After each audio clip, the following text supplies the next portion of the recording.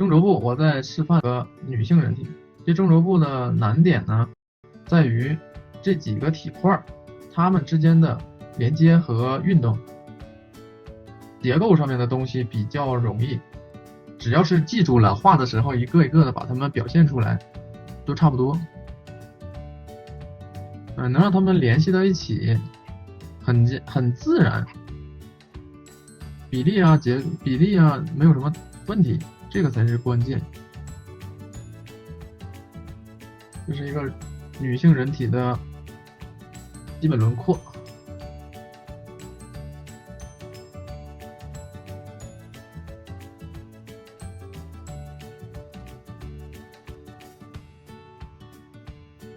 脖子露出来一点点，这里呢有斜方肌的轮廓，这是另一侧的肩胛骨。我画上的每一个变化呀，每一个小造型啊，它都是有主的，都不是瞎画的，不是瞎猜的，有根据的猜测。